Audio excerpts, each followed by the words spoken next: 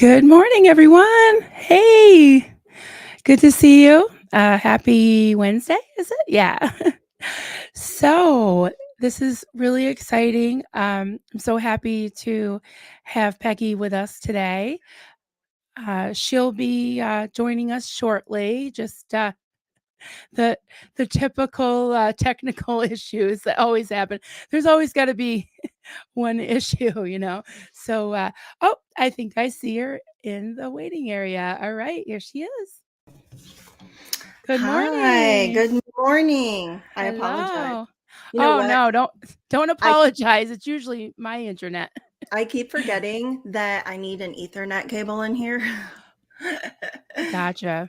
And so now I just wrote myself a post-it note and stuck it at the top of the screen. I do that. I've got sticky notes right here. So, welcome. Good to Hi, see you. everybody. Yeah. Hey, everyone.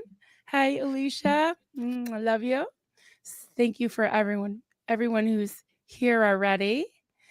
I'm just going to say some uh, quick greetings. Hello, peeps. Hi, Kadini.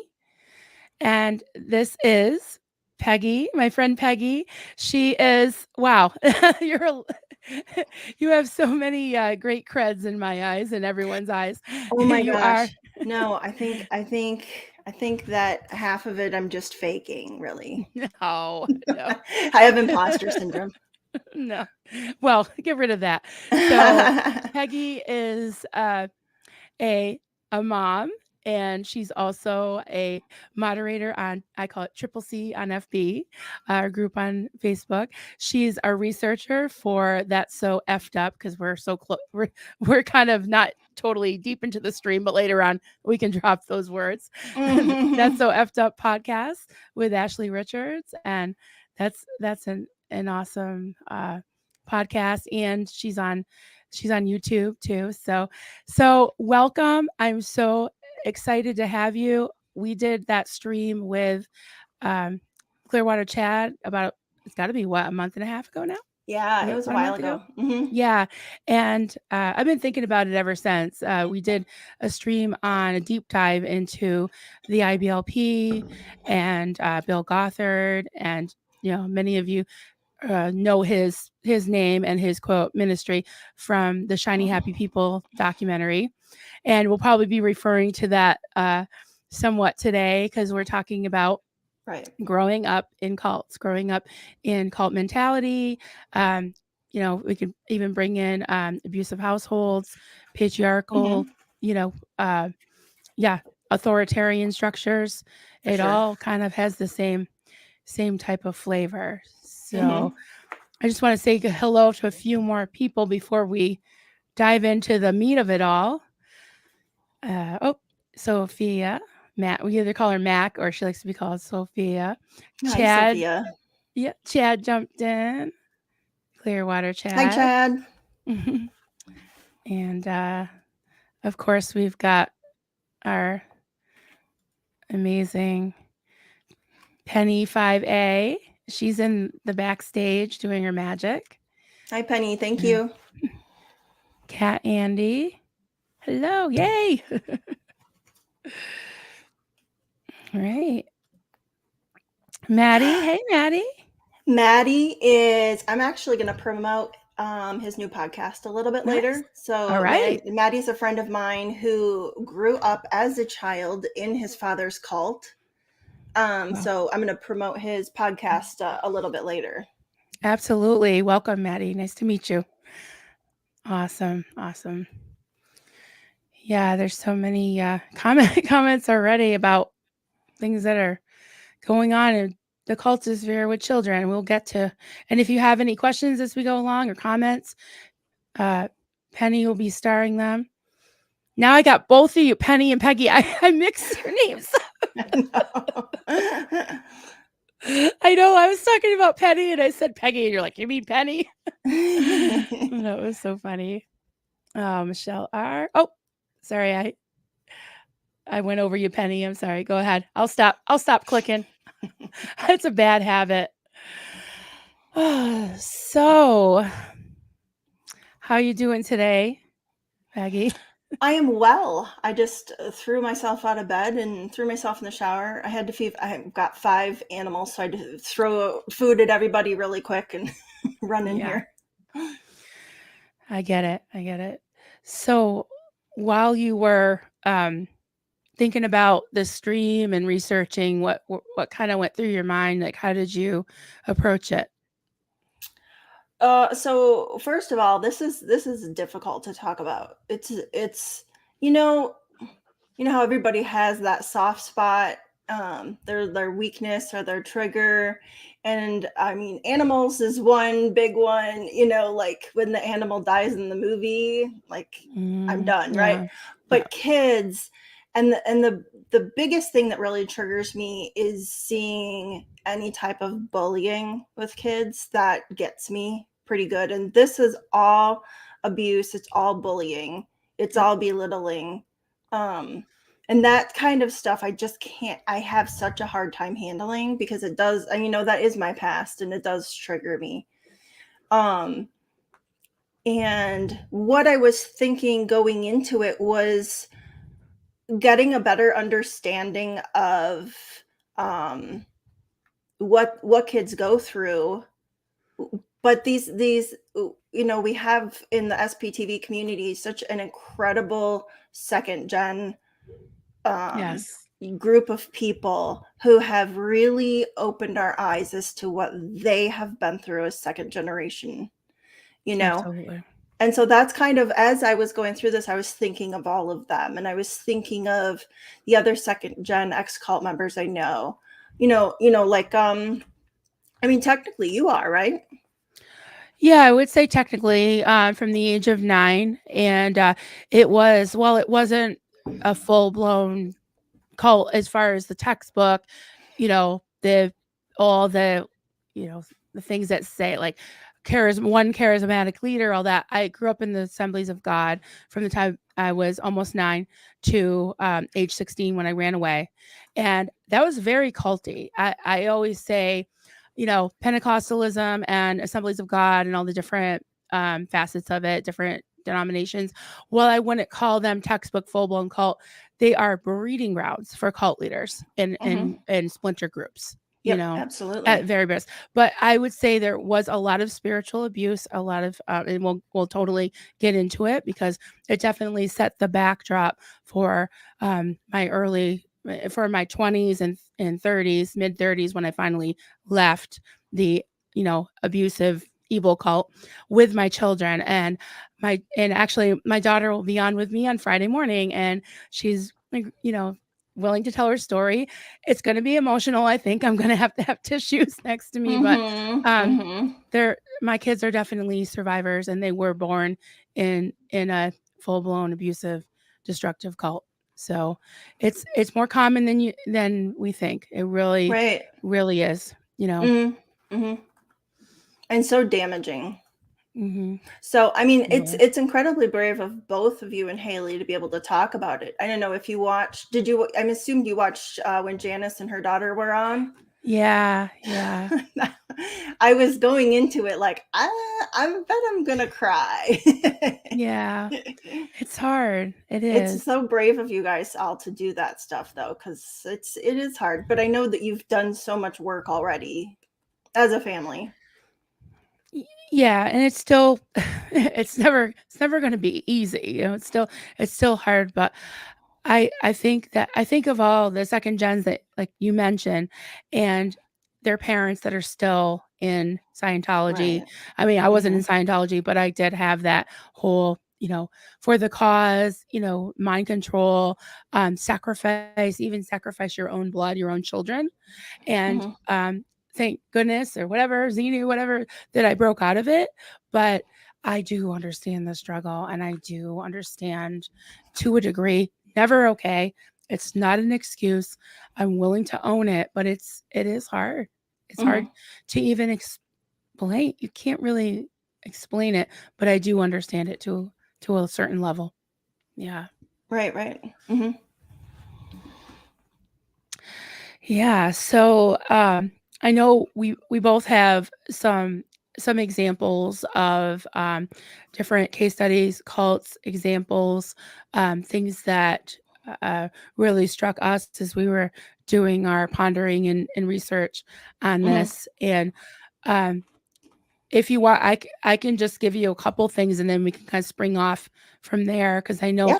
Good. I'm interested in what your study was, because I know you're an amazing researcher. You have a lot of insight, and I want to just kind of throw some things out to you to see like if it resonates with you and what your feedback is. It's great. So I came up with three things that happened to me, not necessarily incidents, although I could probably bring an incident up for each one of them, and I do have some examples. But the three emotions I remember as a kid, or the three things that really impressed upon me growing up in a charismatic but also fundamental Pentecostal um, household, right? Mm-hmm. Were I remember just feeling guilty all the time. Like, it was always told to us that we were born bad. We were born with a sin nature. We needed a savior. Um, and people would cry about their sins and cry that, thanking Jesus for dying for their sins. And I just remember thinking, like, if I have to constantly feel bad for being born because we were born with a sin nature, then, like, why be born? Just all these strange Mm-hmm. things would come in my head, and like, it wasn't just confessing things like sins that you did, it was just your whole nature. Um, being born into a world where it's supposedly a fallen nature, you're born a sinner, you need a savior, and they tend to make you feel guilty, indoctrinate you until you're about 9, when you're baptized and um, you're at the age of accountability, they call it. So Oh, okay. if you were to die before you reach the age of accountability, which is about 8 or 9, I think. So I was at the age of accountability when I came into this church, right? Mm-hmm. So if I were to die and you hadn't accepted Jesus as your personal savior, you were going to hell. You're going to we used to call it, you couldn't say hell, we used to call it HE double two sticks. So you're going to HE double two sticks. And so that brings me to the next thing. That was the guilt. Then there was the fear of hell.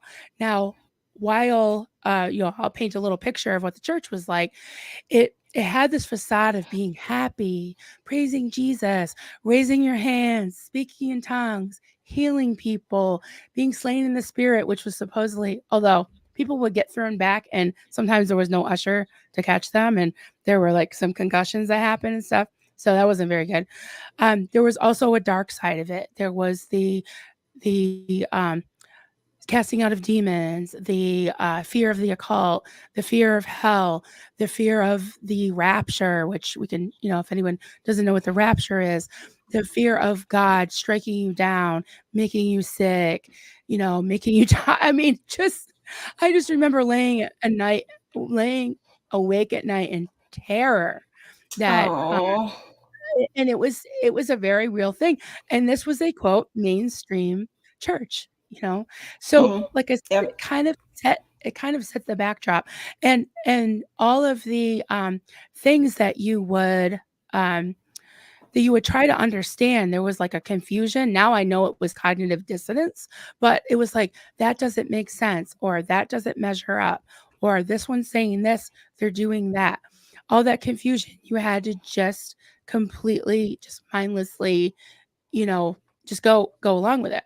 Mm-hmm. And as a kid, you have questions, right? You wanna know, where do rainbows come from, right? Right. Well, instead of having the scientific explanation of prisms and light and rain and clouds and all that, you were told the story of Noah.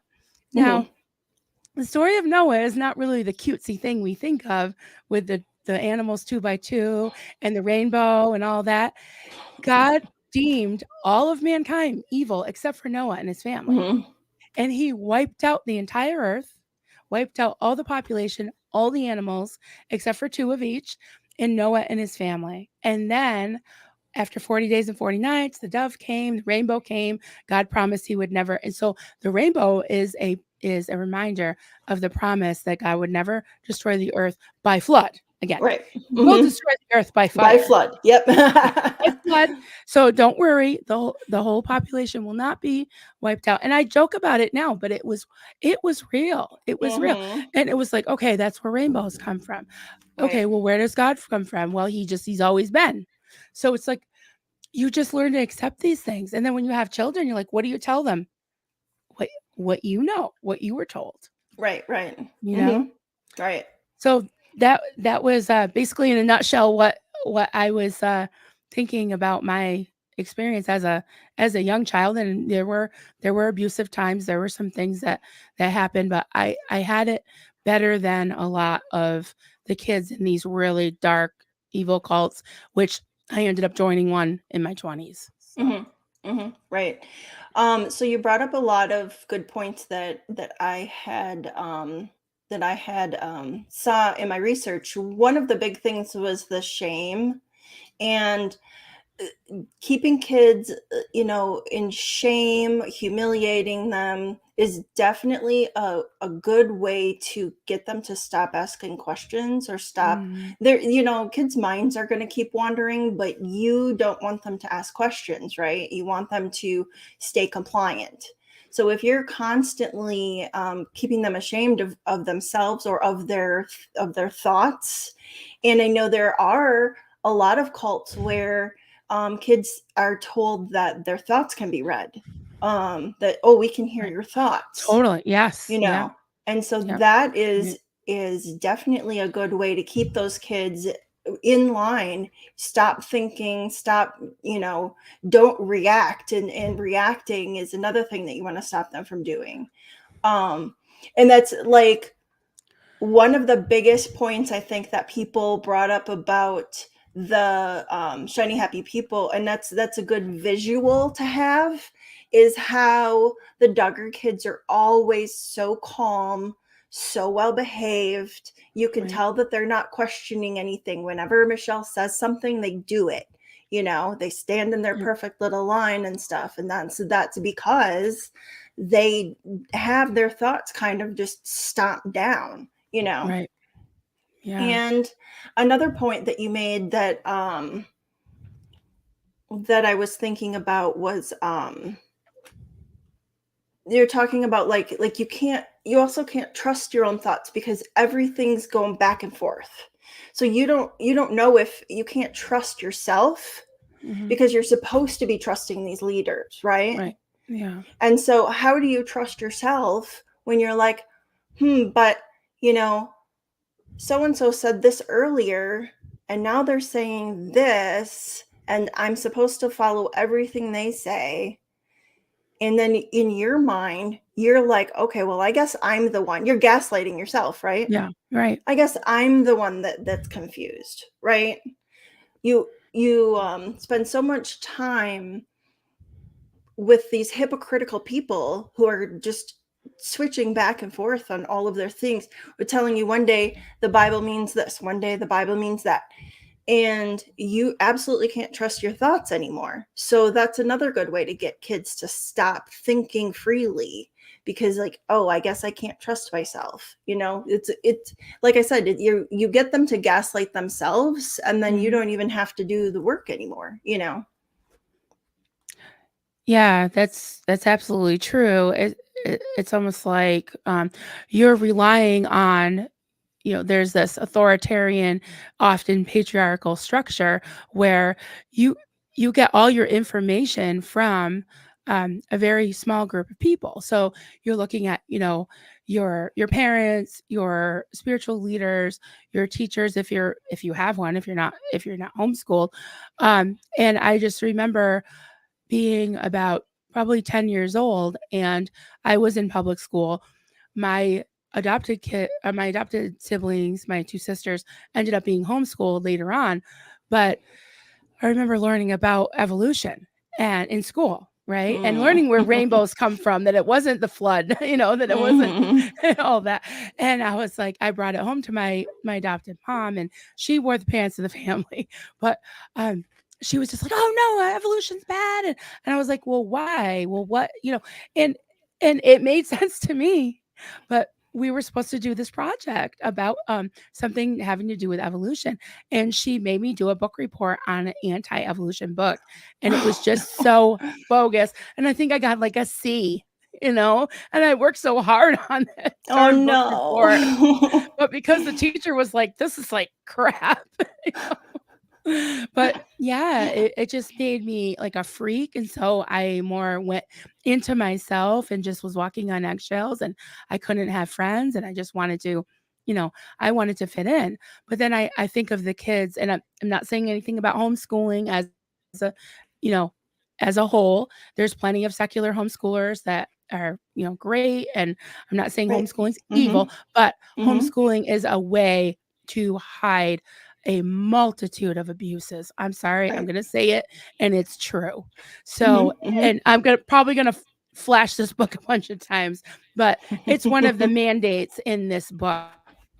It said it's not a Oh, choice. See, there we go, I have honey. mine too. Yeah, Where is it? There it we got is. matching books. Yeah, and I think that was maybe the last chapter, one of the last chapters. But yeah, it starts with infants being blanket trained, and it's just horrible. Right. But it pretty much was my kid's life for my daughter's first 9 years, and thank God I didn't do the blanket training or anything, but I did do enough to appease, the cult leader and the group, which I regret to this day. But I remember trying Mhm. to just do enough to shut them up and not abuse my children, and it was awful. It's just Right, right. As a parent, you're stuck in between the two worlds of trying to protect your kids and trying to, like you said, appease the well, you had your pastor at the time. That's another point that I had thought about was a lot of children in cults don't get like the nurturing. They don't get like the parenting that they need. They don't get that right. the one-on-one or the parenting and the siblings, like the family unit that you might think of. They don't get that because either they're taken away from their kids or from their parents at an early age, or their parents are so busy in involved in whatever it is. Like, I know that Mhm. you and Duncan worked for your church, and you guys did a lot for your church. And so the parents either are so involved in what's going on in their whatever their cult is, or they're told, don't don't nurture your kids. Don't take Right. care of your kids. Yeah, it's like it's a thing, again, it's always opposite day in cults, right? It's like if you love your children, you will XYZ. And usually XYZ is mean and harsh and cold. And I was just so happy. Like I didn't really have that nurturing or have a mom, when I was Right. little, Mhm. my biological mom was great, but she passed away when I was 5, and from 5 to 9 I was a couch hopper. I didn't have that. But something in me, for some reason, I do kind of have like a maternal instinct. It's kind of Mhm. strange, but I really was just so happy to have children. I was so happy. I felt like I'd finally felt like I belonged somewhere and felt like I had come home, and I just wanted to love them. And I was told that they were idols in my life. I was told that, all these scriptures that were quoted at me, spare the rod, spoil the child. Mhm. He who does not, you hate your son if you don't discipline him. That's from Proverbs. So a lot Mhm. of Old Testament stuff, but even New Testament stuff, everything was just twisted. And this book came about, and that just sealed the deal. It was just horrible.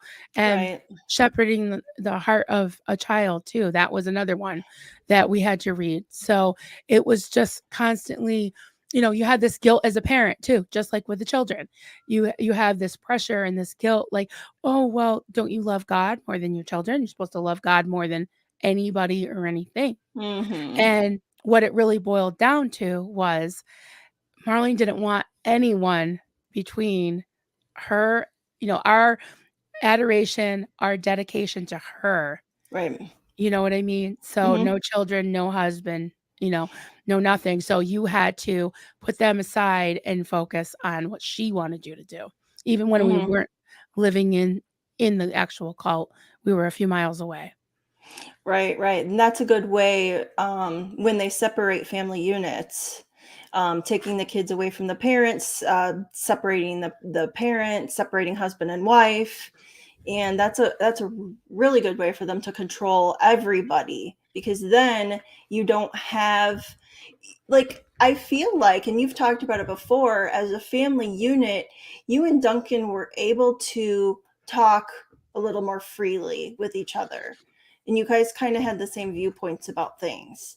And when you have a husband and wife in a cult setting who talk to each other, Yeah. that's like in Scientology, where you're supposed to even report your spouse. Right. If your spouse comes to you and says, "Gee, you know what? I think something is amiss. Like, I think that we should actually be eating more than beans and rice every day, and I think we should actually have like real wages." Your wife is going to be like, "No, I'm going to write you up for that."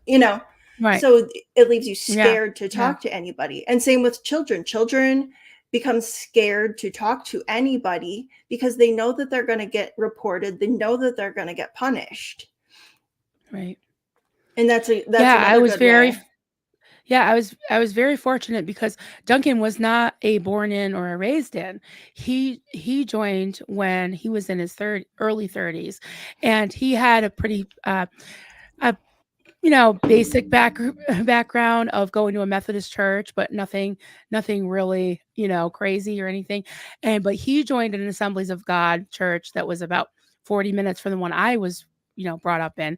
And he got into the whole charismatic thing. And then Marlene basically plucked a bunch of people out of three different Assemblies of Mhm. God and was saying, I'm a Bible teacher, I'm a prophetess, God showed me this, and made it sound really appealing. So of Mhm. course, in the beginning, it was the love bombing and all that, and then it was, about a year or two in when she really started to show her true colors, and then there was the heavy labor, the starvation, the humiliation, the people going insane, me sitting in the corner crocheting, Duncan jumping in a lake and swimming across to try to keep his wits about him. It Mm. was just nuts. So when we finally got permission to get married, after not being able to hold hands or kiss or anything, and it's like have children, we were like just, happy to not be living in the building. We did start to talk, and he was, raised to respect women. So he couldn't totally do the Bill Gothard thing because Mhm. he didn't want to treat me that way. And I wasn't having it anyways. So we just kind of played the game but didn't do it, and we could never totally um you know drink the flavor aid Right, completely, right. You weren't in but it we did. 100% in that way. Mhm. Right. Yeah. Yeah. Which is So fantastic, and it shows, how you're still together today. And that's like, Sarah and Nippy from Nexium, they were similar in that yes. they were able to talk to each other truthfully still. They still Mhm. trusted each other, I think more so than Raniere, and they were able to talk to each other, and that helped to build that strong relationship. So then when they got out, they were together, and when they got out, it helped them stay together as a family unit. And then they had the two boys too. So that has to be just priceless for those children, to be able to get out with your whole family unit together. Right. We Yeah. talked before about all of the second gens whose parents are still in, and they're either never ever going to see or hear from their parents again, or when they do, it's negative. It's, well, unless you come back, I'm not talking to you Right. you know Yeah.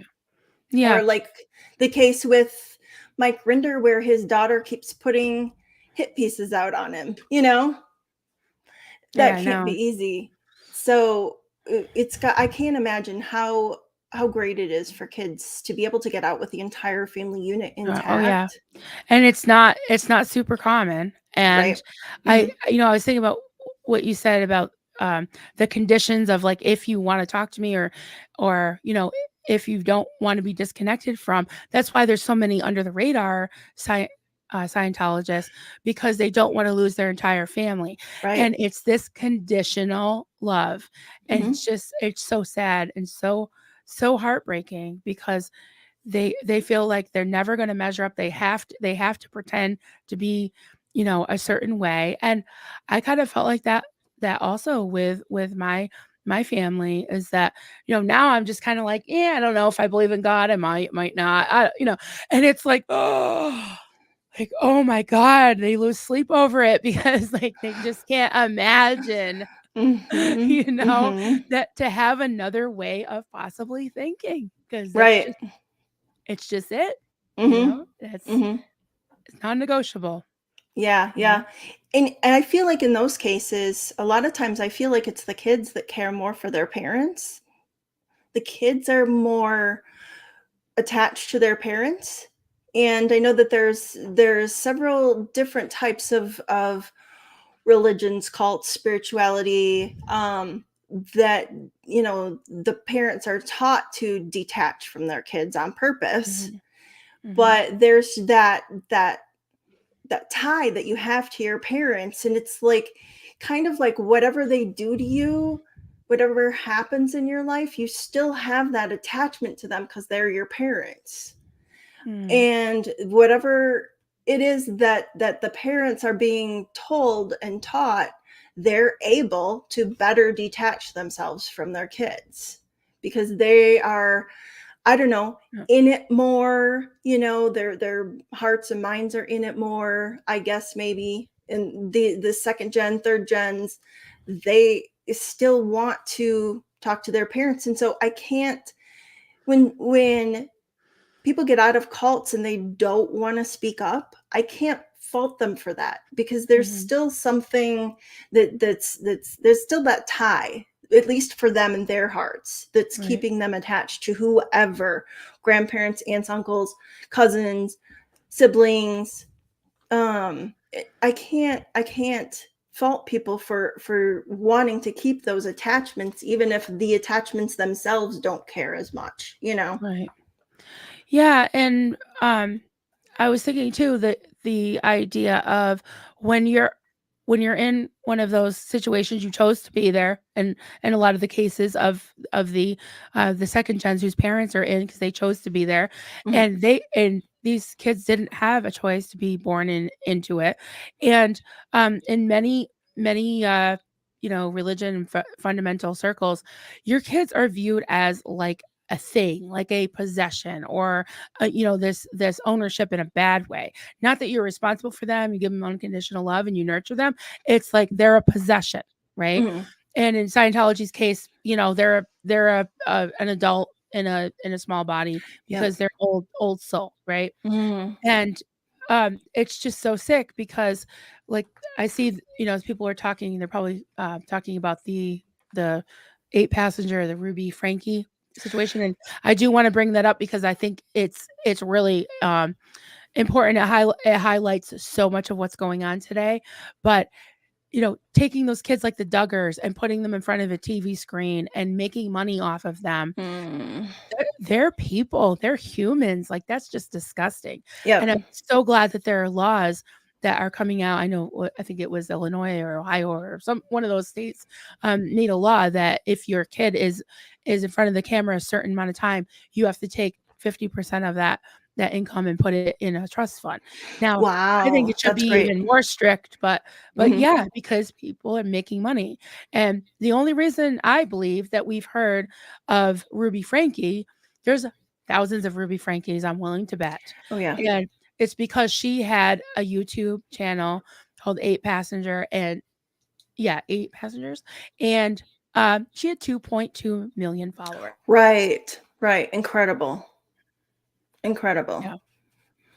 That's so, what's interesting is I've been doing research for That's So Fucked Up with Ashley about shiny happy people. And one of the things that we came across was a trend called trad wives, which is traditional wives and it's a lot of younger, really good looking like women or couples, and they're on Instagram and TikTok, and they've got, you know, hundreds of thousands to millions of viewers, and they are talking about living a traditional life, which I don't like that word because it's very up for argument as to what traditional means, right?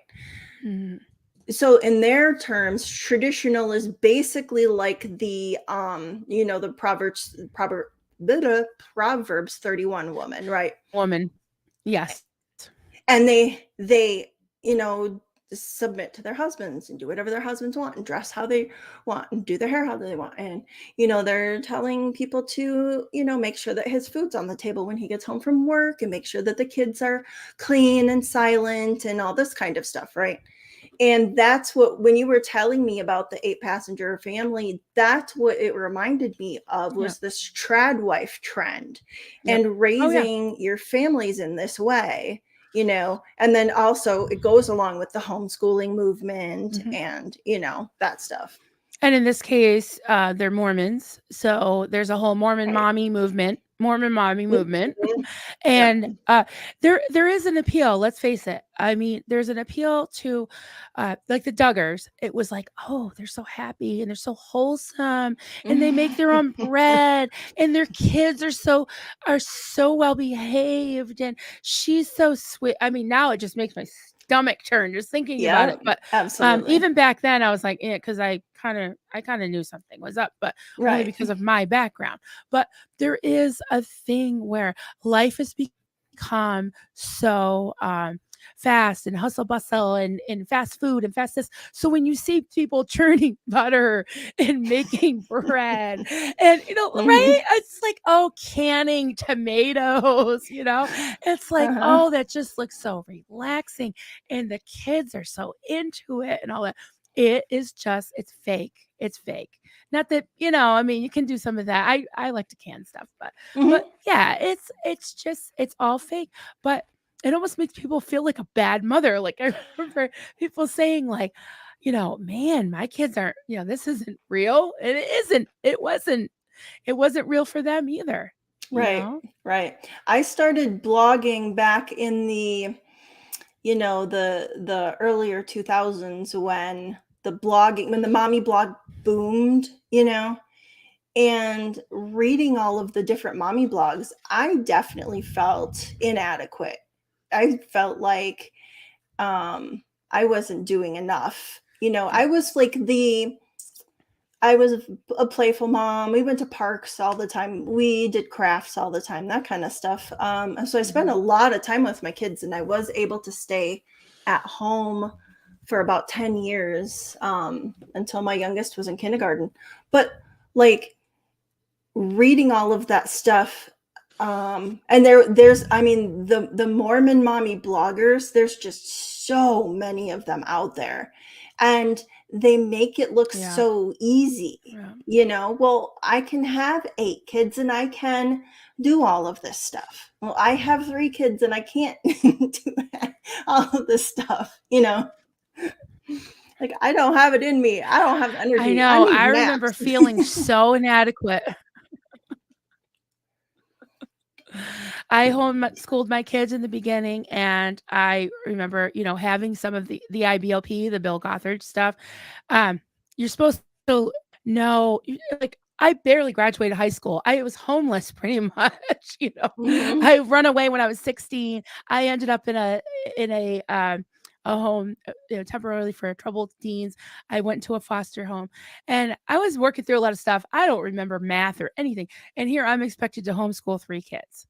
And it was insane because it was like you get sent these things, and it's like stories about Jesus and the Sermon on the Mount.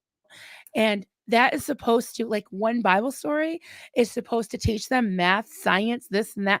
And it was just like, where the real, where's the real stuff?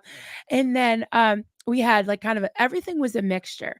It was a mixture of IBLP. It was a mixture of all these different other curriculums of Becca and Saxon and all these things. So I was trying to make sense of it. And, keep the kids happy and sane and do all the stuff I was doing for the cult, for the quote church. And I was just not sleeping. I was a wreck. I was an absolute wreck. And I was just thinking, yeah, like you said, some mothers make it look so easy. They've got all these charts, chore charts and all that. Mm-hmm. And the kids are like robots. My kids never had that glazed look. They're still they still tell it like it is, and I'm glad, Yes. and like I said, I'll have my daughter on here Friday. She'll tell you she was not a good cult member. And she and my boys, I mean, they saved our lives. They were the reason that we were saved, or we could still be in the cult right now. Right. Right. And that's fantastic because you wanted what was best for them. And you knew that cult was definitely not what was best for them. Mm-hmm. Yeah, I wish I could say that the minute I realized that, I just grabbed my kids and left. It took about 2 years, and I think that was the beginning of the end, but one of the real breaking points was when I literally just had I had a horrible anxiety attack, and I got in trouble because we wouldn't let her, Marlene Sweeney, I love to say her name any chance I get, come down and quote lay hands on me and Mm. basically handle me. And so then, yeah, we were brought before the tribunal, which is so many parallels. I think in Scientology, it's like a COMEV, Oh where yeah. you're court-martialed, So Mm-hmm. we were court-martialed and found guilty, and we had been court-martialed many times. I had been alone even. And this time I was just like, I'm not having it. So, but it was a long time coming, and I'm not, Mm-hmm. proud of that, but I'm just grateful that we're out and we can talk about it after all these years, Absolutely. you Mm-hmm. know? Absolutely. And I know we're all grateful to you and Duncan and the family that you guys are so willing to talk about it and so willing to share with us, what you guys have been through. We do in the SPTV world, we do talk a lot about Scientology, and that's why it was created in the first place. But it is great that there are a lot of people from other cults that have been willing to step up and talk about it, because it's like yours was so small, and there's just these tiny Yeah. pockets all Yeah. over the place. I mean, just thousands of these little pockets all over the place. So when your family members, are starting to go to somebody's house for church because they decided to break off from their mainstream church, I know that the first instinct is like, oh, you're in a cult. But really, just and kind of watch, Mhm. just keep an eye out, like just be aware. Right. And eh, the kids are coming to just so much harm, and they when they come out of this stuff, I don't want to say damaged because I don't like that word, but I mean, they're going to need a lot of work, they're going to need a Yeah. lot of work over the years to you're never going to erase it, and I know that you're never going to completely stop thinking that way. I don't think that you can rewire it to where all of that stuff is gone out of your life, you know, but and kids, because it's their formative years, their core years, Yeah. all of the point in time in their life when their brain is developing, and all of those memories are stuck, and it's always going to be somewhere in the back of their mind, either like, I did something wrong, I'm going to go to hell, I'm not good enough, or I'm not first in my parents' world, or whatever it is that they've been taught. It's just something that's going to stay with them forever. So I would just suggest to people just to kind of be vigilant with what's going on with the people around you, and do maybe kind of ask some very caring questions if you are concerned about somebody. Don't necessarily sit idly by, but don't go up to them and say you're in a cult, because that's going to Right. completely turn them away from you. I would just make sure that you keep contact with people that you're worried about, Right. And stay educated. And that's the great thing about all of the SPTV channels, is that education has been just fantastic. You can go to any of these channels and find somebody who's going to teach you something about, just the whole cultiverse, or coercive control, high control, even abusive, one-on-one, all of that stuff people are Mhm. talking about on all these channels. I think that's fantastic. Yeah, I know for myself that listening to the stories and the insight and input from the ex-Scientologists really helped me to process things and unpack and all the deprogram, deconstruct, all this thing. It that helped me. So, I mean, maybe it would help them to know that they're not alone. That it's even though Scientology is in a class by itself. I mean, I was not dealing with $1 billion cult. I wasn't dealing with something that had all these etched in stone policies. It was more like whatever Marlene's whim was. But in some ways I'm jealous that they at least had something to look at. I mean, I was constantly like, oh my God, what's she gonna come up with now?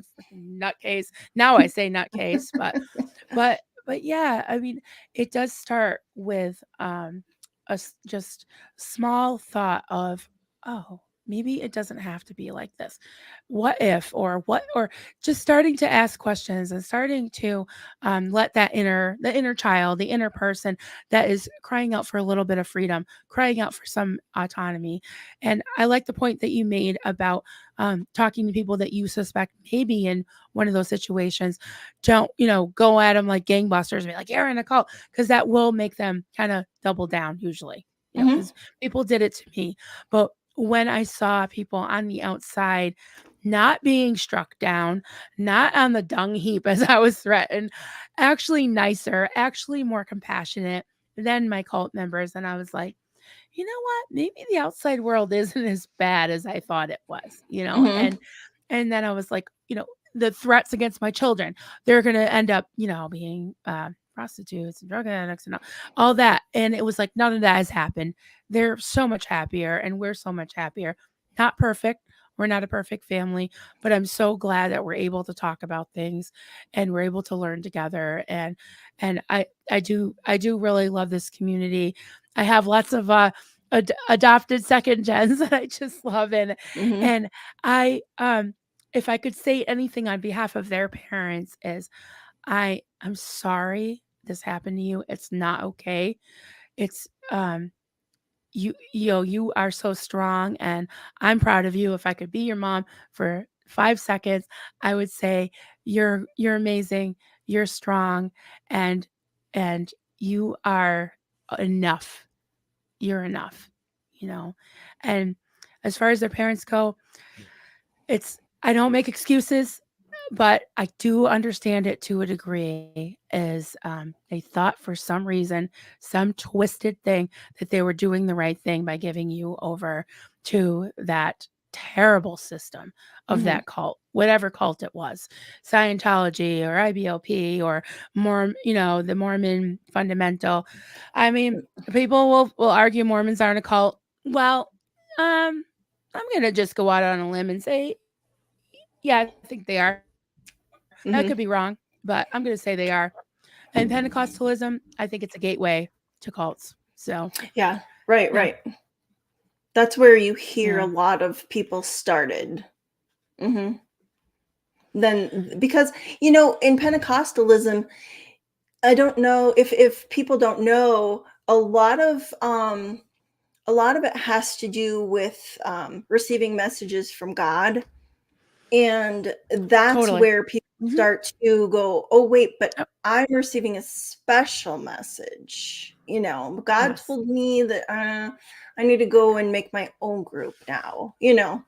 That's how Jim Jones started. He became a Pentecostal and he got the anointing and he did do some great things at first. He desegregated movie theaters and he did all kinds of great things. But then Hmm. once he had people over decades that were following him, he started to go way off. there were substances involved, but I also, Yep. and probably some mental illness, but Yep. also that whole bent towards the prophetic gifts. I'm special. I'm anointed. I have the truth, and that's what Marlene did too. She's like that. I had the truth. At first, she was more inclusive of other congregations, but then towards the end, we couldn't even invite anyone to church unless she had basically and programmed them first. And that, I think, is actually against the 501c3 status. Was she was keeping all of the there's it's not open to the public, the church services, plus the food bank that she was getting government funds for, that Haley took the chiclets from. I'm sure she'll tell you the chiclets story on Friday. But yeah, that was all from government funds. So I live right up the street, a couple miles away from that house that Duncan helped to buy with his inheritance. And not that I would ever, it was a gift. We can't take it back. But she's 85 now. And you better believe I will be watching to see what happens to that building, because they have not been paying taxes for decades. So once they no longer function as a church, just saying. When they finally have the government's eye back on them. Yeah. I mean, it's the tax status is another whole thing, but these cults being able to use the name of God and religion to oppress people, to abuse children, back to the children. It's just, there's just so much. I mean, I'm thankful that we didn't have as much of the blatant, terrible abuse, but I knew of a lot of it going on, even in the mainstream churches. And I think talking about it, and I think that having these discussions and just shedding light on even the 8-passenger thing is the newest thing. That's, the Mormon mommies and everything. The sick. I mean, honestly, I hope that the father is brought to account for why his kids were being duct taped and starved and stuff. I find it very hard to believe that that the father and the husband didn't know about it. Right. So yeah. You can't live in the same house and not know. There's no way. No. And they were at her business partner's house, I guess, which she's been arrested also. But this was an ongoing thing. I mean, there's been relatives and friends that have kind of come, and neighbors that said that they've called the police on them numerous times. So it's been going on. So it's just unthinkable, but it happens so much.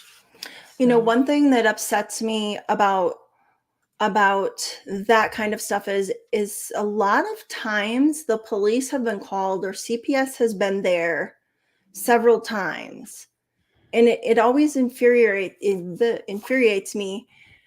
So I'm studying to be a social worker, and I don't think I'm going to do anything like child protective services, but the more I learn about the ethics code that they have to go by, and the more I learn about this kind of stuff, I'm just kind of confused. I know that most places they're overwhelmed. They have way too many cases.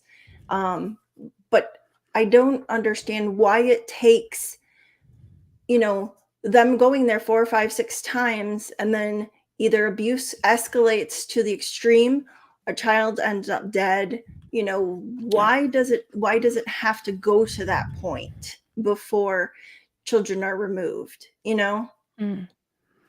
And I think from what I know, because I have close relatives that have been foster parents, the criteria in the scrutiny on the foster parents nowadays, not in the 70s when I was a foster kid at all, but nowadays they have to have their own room, their own bed, their own all this. But then Ruby Frankie there was making her son sleep on a beanbag chair, didn't have a bed for 7 months. How is that okay? Right. And just all the starvation and all stuff. And there were a lot of warning signs, even on her broadcast, on her her YouTube channel saying, like, I saw clips where she was just like, I told them they can't even have breakfast till they finish all their chores. Well, how many chores did they have? They probably had a full morning of chores. So she was withholding food and thinking it was funny, you know. And how And it's just, you have no energy if you have no food. yeah. Like, you're not going to be able to do your chores. Oh yeah, like people in the Sea Org, I'm like, oh my God, they're on 4 hours sleep and rice and beans and heavy labor. It's just insane. And how can it be legal? You know? Right. So we've got some comments. Yeah, So for we've sure. been going for an hour, so I thought maybe we could take some comments. Hi, Denver Steve-O. your mini Steve-O is on his way to you. I made a little doll. Did you see it? It's adorable. Oh my gosh, it looks just like him. I bet he loves it. It's on its way to Colorado. Okay. Clearwater Claire. Hey, Claire. Hi, Claire. Hi. I feel this is similar to social media parents now. They can treat bringing their children up as competition to show off on social media, especially the vlogger families, right? Yep. Yeah.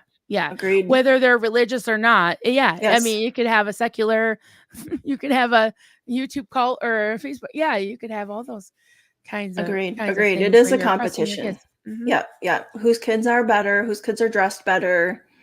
Mhm. Whose kids are smarter? And Absolutely. that's very exploitative too. It is. It is absolutely. Mm-hmm. Sophia, kids' faces shouldn't be your source of income or attention. Absolutely. Agreed. Mm-hmm. Absolutely. Mm-hmm. From a poet, use your own talents and let the kids decide when they get old enough to make the decision for themselves. Right. Mm-hmm. Right. I think of, was it Jill Duggar who said that she signed these contracts? Like one of them was on her wedding day Yeah. and she didn't realize what she was signing because she trusted her father and she never signed it. She was going to food banks to feed her children. Yes. When he was raking in the bucks, Yes. worth $1 million, probably a millionaire. Yep. Oh, sick. I'm sure they are. Or were. I think now their hopefully universe has kind of crashed a little now. Yeah, right. Joel McCoy, it's hard to raise kids under the best of conditions. I can only imagine how it would be as a cult member. I have been blessed, always allowed to be independent and a free thinker. Yeah. I can't imagine. Okay, so my background is I'm an Army wife. My husband's been in the Army for 26 years and we've been married for 23. So my oldest, she's about to be 26. So when we got married, she was like 2.5. So for the past 23 years, we've been moving all across the country. Okay. I think we've done 8 or 9 like major cross country moves. We move every 2 to 3 years. So my kids have had to grow up with instability. They've had to grow up knowing that they don't get to plant roots anywhere. They don't have a home base. My home where my parents are is Wisconsin, but that's not my kids' home. They're not, they don't have an attachment there. So my kids have grown up with just the instability, the insecurity, and so they still have to deal with that as adults. All 3 of them are adults now, and they still have to deal with still not really being able to plant roots. My daughter has been in LA since 2020 and she loves it there. And I hope that they do get to stay there for quite a while. They have made a really great lives for themselves, her and her boyfriend, but I feel bad. So as a parent, my point is I feel bad. I feel guilty. I feel like, I mean, I'm not going to say, gee, I wish I didn't marry a soldier, because it's still been a good life. We've still had some good come out of it. We've met some incredible people. We've lived in some pretty neat places. But I'm always going to have that guilt as a parent that I didn't protect my kids enough, but there's nothing I could have done, short of like leaving my husband, Yep. and we did make some sacrifices for the kids. My husband and I actually just spent the past 2 years living apart. He lived in California and I lived in New York, so that our son could graduate from a certain school. But as a parent, you never feel like you're doing good enough, right? So like Joel said, even in like what normal parenting conditions are, Right. right? You Yeah. never Yep. feel like you're doing enough. You never feel like you're good enough. So I just can't imagine when your brain is being literally split in half. You know, Hmm. this side is telling you this thing, this side is telling you this thing, and then you want to just parent your kids. Right. I Yeah. can't imagine,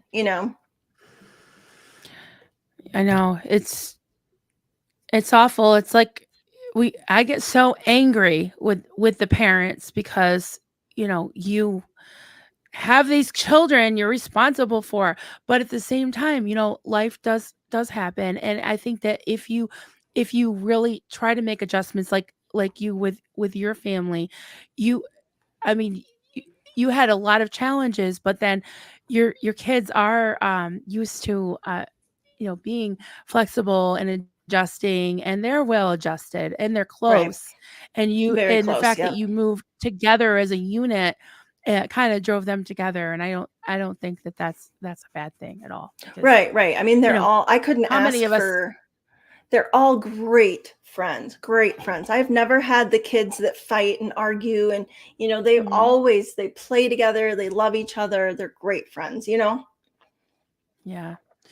Yeah, my kids are like that too, and I think that having that shared experience, like you with the military and us with escaping a cult, um, uh, we understand each other, and I can't say this enough. I really value this community too, because I have I have not.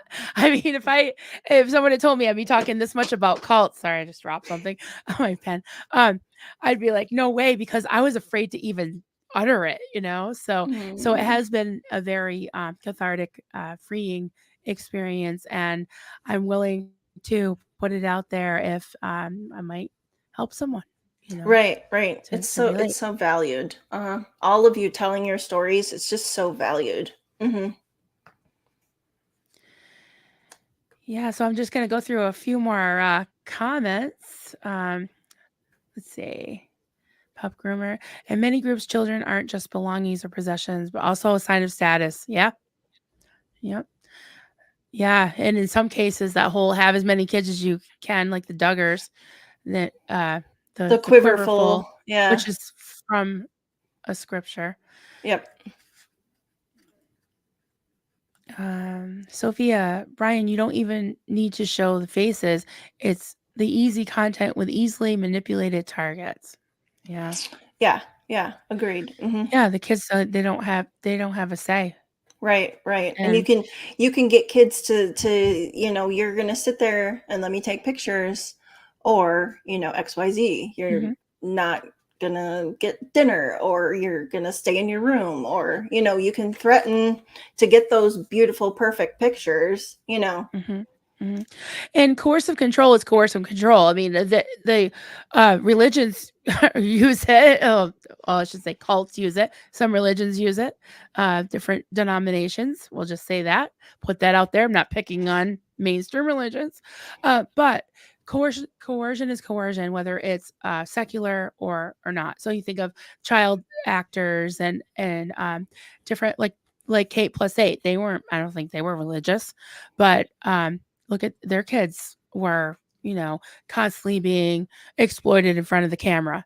Absolutely. Insane. That's one of the Yeah. biggest examples. Yeah. hmm Michelle R. Has anyone watched Fundy Fridays? Yeah. Yeah. I haven't seen it in a while, but I love it.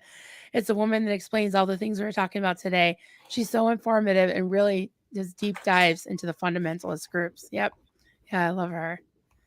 Just got to get some water. Um, yeah, it's been an eye opener doing all this fundamental research with Ashley and our team. We have a team that's working on it. It's been an eye opener for sure. It's like things I knew about, or things that people talk about, and you're just kind of like, nah, Right. Yeah.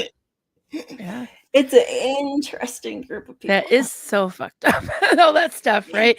And she does not only the cults, but also like true crime and stuff like that, right? And just like crazy, just anything that's really effed up, right? Anything that's fucked up. Yeah. Yep.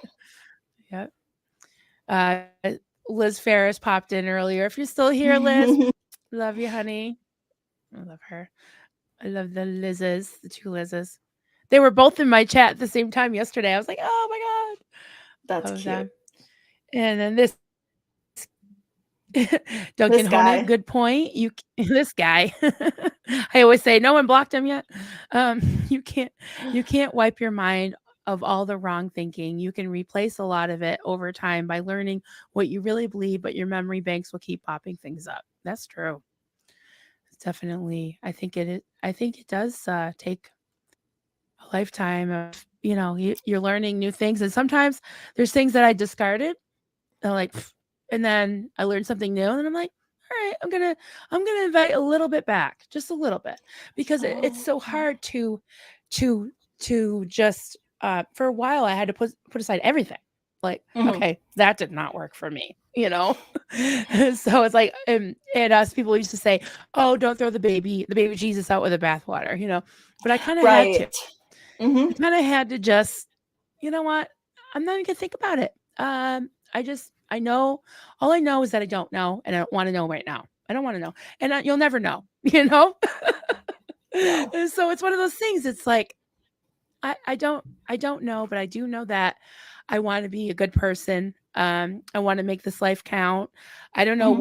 what's coming up after this, or if anything, or another life, or reincarnation. I don't know, and I probably will never know until it happens or not. Right. Right. Hmm. So what I do know is what's the reality in front of me now. What's important is my family, my friends, and my pets, and everything. That's what I want to focus on instead of all this foo-foo new shit that might not matter, you know? So that's but every once in a while, like Duncan said, things pop up like a nice verse that I learned as a kid. And I'm like, you know what? I'm gonna keep that. I'm gonna take it back and use it for my own good, you Hmm. know?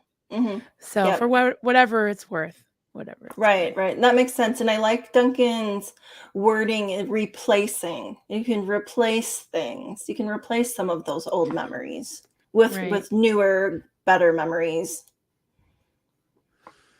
Yeah, absolutely. Michelle R. Hey, Michelle. Oh, wow. We get to meet Marilyn's daughter. I'm so excited. Yeah. Friday at 10 Eastern. My daughter will be on. She happened to have the day off. And she's like, Mom, you want to do something? I said, well, I think I'm going on at 10, but how about we go out to lunch? And she's like, oh, you're doing a live stream? I'm like, yeah. You want to do it with me? She's like, sure. So I'm like, okay. And she just started telling me a few stories, things that I had forgotten about. And I'm like, oh, well, just save it. And I told her, I said, listen, I said, I want you to just feel comfortable telling whatever, even though I'll be next to you, it's okay. So these guys are my friends. And you don't have to make me look lily white because I'm not.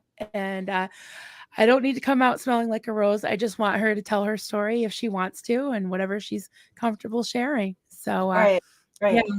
yeah, she's precious to me. I'm so excited to share her with you all, and I'm very, very proud of her that she's been talking about sharing her story. Hmm. So Absolutely. yeah, Hmm. Hmm. so that's Friday. Yeah, it'll be great to meet her and hear what she has to say. I know you've said before that she's uh what's the term, like, not afraid to say what she thinks, Oh, you no. know. She's, what they call cheeky in the UK, right? She's a spitfire, Hmm. and when I was making the thumbnail and the title, I was going back and forth, and, I found this just cute little picture from when she was, like, 4 years old or something, and she's got her hair all done, and she's just so cute, cute, cute, but, like, she was she could be a little devil. That's why, Marlene did not like her because she could just put her hand on her hip and tell her, I don't like that, or that's not right, you know? So yeah, she's just awesome, and she still kind of like will tell it like it is. But that's why I titled it from cult, because she's like, I was a cult kid. Like she came up with the cult kid thing because she knows it like catchy catchy phrases. So I said, well, how about from cult kid to free thinker? So That's that's I that's liked the that. title. Yeah. Mm-hmm. That's the title. But yeah, I'm excited about it, and I hope you guys can tune in. If you can't, you can always watch the replay. Joel McCoy says, people have problems, all of us. It is cruel to put your kids on stage in any way. I think it makes the problems worse for them as they grow older. Why would you do that to your own kids? Yeah, just making them like they have no privacy. Like that's just weird. Like Mm-hmm. it's not right, Mm-hmm. just filming them like they're some kind of like National Geographic animal in the wilderness. I don't know. It just seems wrong. Right. It's just Right. Mm-hmm. not good. So, are there any thoughts that you had that you didn't get to present yet? So I found this quote in a article that I was reading, and I just wanted to share it because it hit me as a non-culty person, as a never in. I I have a background that I don't talk about publicly, but I do have childhood trauma. I have been diagnosed with PTSD, um, but I just don't feel comfortable, publicly Okay. talking about it. But one thing that I saw, like I saw last night, that really hit me is that it shouldn't be the survivor's job to educate people about childhood trauma in cults. And that was so fantastic. I was just like, wow, that is so true. While we do have a great community of survivors that do share and educate us, it's not their job. It's our job as, maybe never ends, or people who want to help, want to do something. It's our job to educate ourselves. So that's why, well, I educate myself on many different topics. The Cultiverse is just kind of current, but Right. I'm just a constant learner in so many different avenues. But when I read this, I was like, wow, okay, that's what I do. I try to make sure that I'm Right. informed about the people that I'm communicating with. You know, I don't want to have them go, okay, so I was in a cult, and in a cult, it means this and this and this, and, Right. and I had to do this and this. And I don't want them to have to explain that to me. I can go, yep, I understand what a cult is. And I like to tell people that I think that Stephen Hassan's bite model is fantastic. Yes. And that's what I Absolutely. Yeah. use, Mm-hmm. and I like to let them know that I am informed, a bit. I'm sure I'm informed like this much, but I am informed. You don't have to explain to me, what you went Right. through. Yeah. I understand that. Mm-hmm. So as a, I don't know, person kind of watching from the bench, I guess I would say. So I really liked that quote that I read. It struck me because I'm like, that's what I Yeah, I meant do. to make a banner. You sent me that quote, and I meant to make a banner, but I'm so new at all this. But if I thought of it, I think I That's could have okay. pulled that off. I could have done that. No worries. But No worries. but yeah, absolutely. And from the standpoint of someone who was in a cult and did have a lot of trauma, I am aware that I don't have to feel compelled, or I'm not obligated to tell. There are several pieces of my story I've skipped over. I don't feel comfortable or really even feel like it would be beneficial to anyone Mm-hmm. to share that. There's enough messed up shit I can share. So with everyone.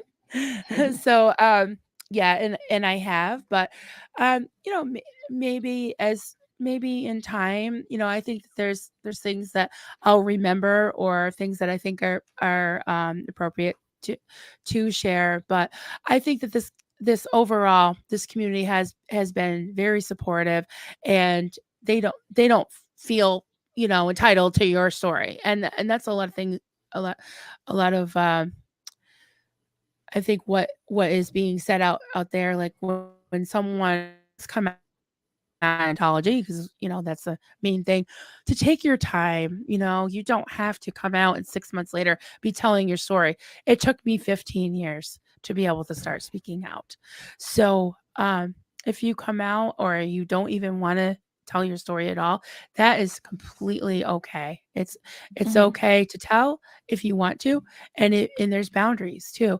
And that's the thing about being, whether it was in a cult or an abusive relationship or a bad work situation or MLM, I think that the boundaries get blurred, and that's when people start to, unfortunately, get controlled and into that whole rabbit hole of having to dig themselves out with learning about the bite model and things. So Right. number one is no, listen to yourself, listen to your inner child, your boundaries, and put them up, and it's okay. Right, right. Your gut feeling is probably going to be the right one. Mm-hmm. And I Absolutely. know, and that's one of the things that cults do, is they program you to always second guess yourself. Mm-hmm.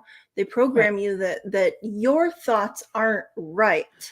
It's our thoughts. It's the leader's thoughts that you're supposed to be, thinking. Your thoughts in your brain, that's not right. But you Right, and always bringing it. have that gut feeling and that nagging in the back of your head, and you're just like, but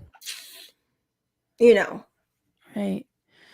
Right, and bringing it back around to the children is, when you're young and you're looking to your parents, and you're not really feeling like you can ask questions or express yourself, and you're kind of, like you said, just being where you don't trust your own thoughts. It is very hard over the years to start to want to be independent and feeling like you don't have the tools.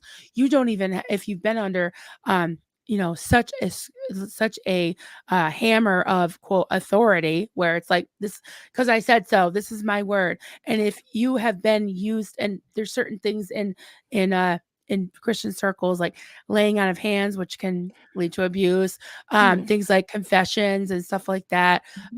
Even in the Catholic Church, what happened in the Catholic Church. So those things, like, sometimes you don't even know that, not only that it was wrong when you're little, you don't know what happened. You might have memories of things, but you don't know, like, how to even express it. And who do you tell? If your parents are the abusers, if your people that are over you, like your spiritual authority, are the abusers, and then you start to, people start to do things to themselves and harm themselves, right. or eventually possibly contemplate ending themselves. So there's just so many dark turns that this can take, and I don't know the answer. I don't know as far as what anybody can do about it, except that I think it's good to expose it and Yep, talk about it. And absolutely. if it happened to someone, you're not alone, and you can reach out, and you can heal and talk about it if you want Right. to. Absolutely. I would say just be open to the children in your lives, your nieces and your nephews and your little Yeah. cousins and your friends' kids. I would say just be that auntie, be that uncle, be that person who's just open to letting them talk to you. I have Mm-hmm. a great relationship with my niece, and it's been really good because she's trans, and so for the past couple of years since she came out as trans, it's been difficult. And so it's been great to be that person who's been the avenue for her to come to anytime she needs to talk. And she's got a good relationship with her mom too, but I'm just more in the LGBTQ plus community, and I Mm-hmm. understand Right. Yeah. far more than the rest of my family does. So it just be that person who's Mm-hmm. open to the children in your lives and let them come talk to you. Let them know that you are the safe space for them. I Mm-hmm. think that that just paying attention to all of the kids in your little world is probably a pretty good answer as far as like what people can individually do. Right. Yeah, that's such a good point, because the LGBTQIA plus that community has been so oppressed by cults and religious and even mainstream Oh yeah. religions, Oh yeah. and it's sickening. And I did hear from this. He's younger than me, not young enough to be my kid or anything, but he reached out to me. He was one of the cult survivors, and he reached out to me a few weeks ago and said, "Thank you for your channel. I've been diving into it. Marlene was a cult leader. You confirmed what I've been thinking all along." And he knew from the time that he was about 11 or 12 that he was gay, and he was told that he was going to hell. He was told that he was depraved and degraded and all, pervert, all this stuff.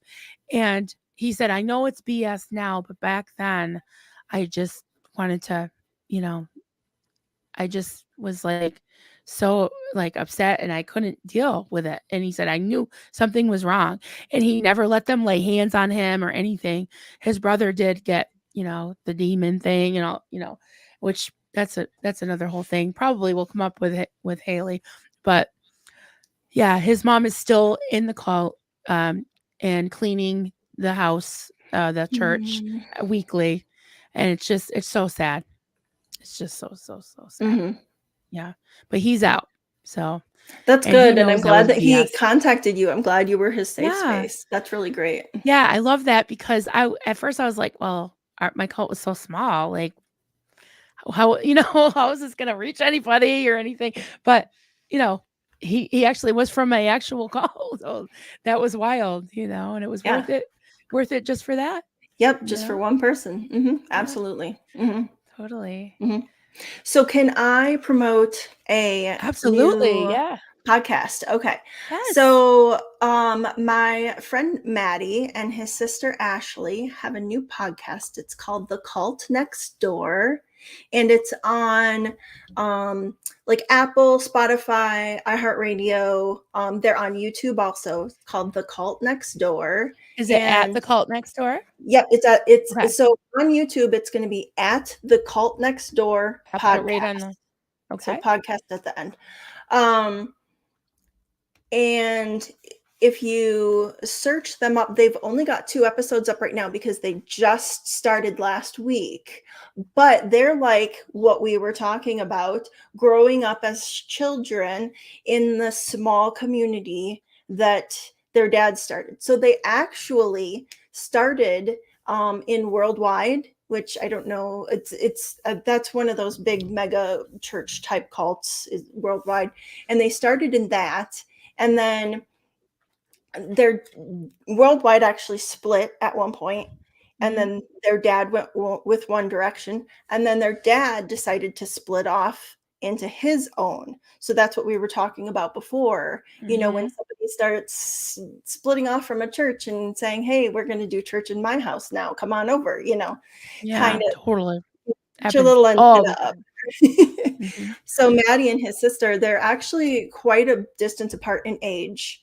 When Maddie was 7 and his sister was 21, she got kicked out of the family because her dad had a prophecy about something bad that was going to happen to her. So if you listen to their podcast, the first one talks about Ashley and what it was like for her kind of growing up and dealing with, the changes that her dad went through. So it was like a gradual change. You can see the transformation from him being a part of this church, and then all of a sudden he's getting, in his brain, he's getting some more responsibility. He's getting some more power.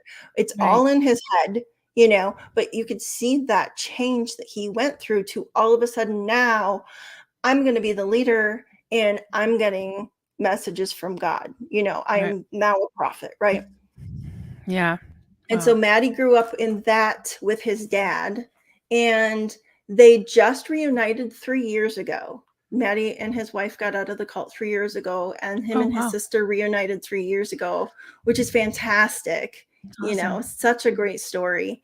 So yeah, The Cult Next Door. And I thought that it was so funny because it kind of went along with what we were talking about with children in the Cultiverse. Yeah. So everybody check that out. So yeah, they're on YouTube, and then they have a regular podcast is what they Yep. are mostly promoting. Okay. Yep. So it's at The Cult Next Door on YouTube, and then you could probably find their podcast on Yes, Apple absolutely. Music or Yep. Spotify. I'm gonna check that out, definitely. And yeah, I'll listen to their podcast. And if they, if they want to come on my channel or vice versa, I'd love to chat Right. with them. I've talked to them about it already. Yeah, I've I'd love told to. them all about you. Oh boy, they're gonna run far away. But yeah, I would absolutely love to speak with them. So I got a couple more comments. Rocking it out with Kim Dia. Hey, Kim. Marilyn, you don't even know what questions you ask. So much of your life choices are made for you. Yeah. Yeah, you don't know what questions to ask. Yeah, it's hard to even have the vocabulary to Absolutely. know what your choices are, Mhm. because you don't feel like you have any. Yeah, definitely. Clearwater Claire the Taylor. It's a tough role to live through, always having to be good, perfect, the good perfect one. Yeah. Yeah, I knew I wasn't. So I knew I was going to HE double two sticks. That's why I was so afraid of the Rapture and the Left Behind series and Mhm. the You're like, martyr well, stuff. I'm getting left behind, so Well, if most of the world was taking the mark of the beast, maybe I don't know. It was a choice between that or getting curtains. I don't know. Insane. What's going on here? Clearwater Claire the Taylor. 30th sub. Oh, awesome. You're getting your channel going? The Ethical Tailor. Everybody check that out if you'd like the Clearwater Claire the Taylor's YouTube channel. I think she started to do some lives. So yeah, so I think this was great. I feel like yeah, thanks for having me on. talk to Oh so my gosh. many different things, I could talk about this for hours. I mean, Yeah, kids are just one of my passions. I just want to wrap them all in hugs. I just want to take care of them all. I know. I can't handle kids that are abused and neglected, and I just want to hug them all. I know. It's so heartbreaking because, like what we kind of began with talking about some of these cases, like the 8-passenger thing with Ruby Frankie. It's like we know about it because of the high profile thing. And a lot of these cults that are brought up is because they were finally brought to justice or some terrible end, like Jim Jones, Jonestown, Mhm. like Heaven's Gate. Scientology is, I think their days are numbered. I think that with all these lawsuits and everything, and they're just scrambling to try to put all the fires out. There's so many Mhm. fires going. Mhm. So, Yeah, we're seeing the beginning of the end, I'm pretty sure. mm. Oh, thank you, Steve-O. Love you, Steve-O. Hopefully my kids think that. Yeah, my kids are just like, oh, mom's momming again, but Steve-O knows about my nagging worry nature already. Yeah. So, Well, thank you everyone for well, joining us and all the thanks questions. everyone. This was great. And if you have any comments or questions, just leave them in the comments on the video. And tomorrow I will be on with Liz Gale at noon. I haven't put up the link yet. I'll do that right after this. And That's awesome. we're gonna continue the Cult Kids discussion. and maybe a little bit of Mama Bear discussion with Liz. So we'll just see how that goes. And then Friday, and that's noon Eastern. And then Friday, we've got Haley on at 10 a.m. So thank you, everybody, for hanging with us. I'll have to wake up early for that one. Sorry. Yeah. Pacific time zone here. She's got to get her oil changed. We're going to go out to lunch and drop her car off to get her oil changed. And then, so she's sneaking this in. So fantastic. Thank you so much, Peggy. Just a plug for next month. Marilyn and I have something big planned for next month. Yes. And we're really excited about it. And we have a really great guest. And so stay tuned. Oh my God. You guys will all know who this is, and it's big. Yes, it's big. It's big. So thank you, Peggy, for everything you do and for hanging out with me today and all your input. You have a lot of insight. So all right. Bye, everybody. We'll talk to you soon. Bye-bye.